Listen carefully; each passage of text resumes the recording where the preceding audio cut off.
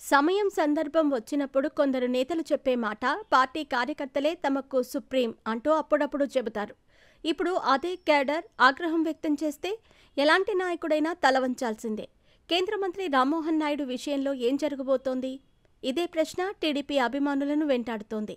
కేంద్ర మంత్రి రామ్మోహన్ నాయుడుపై టీడీపీ కార్యకర్తలు ఆగ్రహం వ్యక్తం చేస్తున్నారు. రథసప్తమి సందర్భంగా శ్రీకాకుళం పట్టణానికి వచ్చారు. బిజీగా గడుపుతున్న లైఫ్ లో చిన్న బ్రేక్ తీసుకుని ఎంజాయ్ చేయాలి అనుకుంటున్నారా? అయితే వెంటనే ఆర్వీ వెకేషన్స్ ప్రైవేట్ లిమిటెడ్ ని సంప్రదించండి. మరిన్ని డీటెయిల్స్ కోసం సంప్రదించండి 7997979960. సింగర్ మంగ్లీ అరసవిల్లి సూర్యనారాయణ స్వామి ఆలయంలో ప్రత్యేక పూజలు నిర్వహించారు.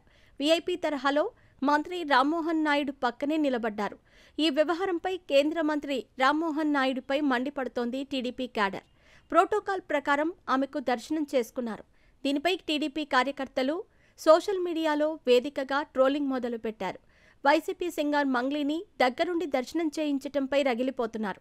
ఎన్నికల సమయంలో వైసీపీకి ప్రచారం చేసిన మంగ్లీని దర్శనానికి ఎలా తీసుకెళ్లారంటూ ప్రశ్నించటం మొదలుపెట్టారు. ఎన్నికల ప్రచారంలో టీడీపీ తరపున పాటలు పాడమంటే పాడలేదని, అలాంటి వ్యక్తికి దగ్గరుండి ఏ విధంగా దర్శనం చేయిస్తారని రుసరుసలాడుతున్నారు.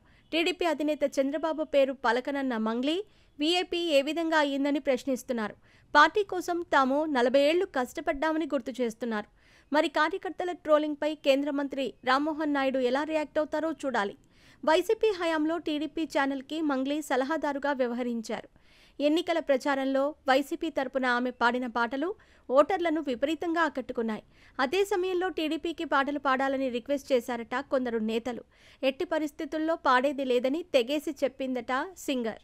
ఈ వ్యవహారాన్ని నేతలు మర్చిపోయినా కార్యకర్తలు మర్చిపోలేదు. ఇది ముమ్మాటికి పార్టీ కార్యకర్తలను అవమానించటమే అవుతుందని అంటున్నారు. ఈ విషయాన్ని కేంద్ర మంత్రి రామ్మోహన్ నాయుడు ఎలా హ్యాండిల్ చేస్తారో చూడాలి. కార్యకర్తలకు క్షమాపణలు చెప్పి ఈ విషయాన్ని ఇంతటితో ముగింపు ఇస్తారో లేదో చూడాలి.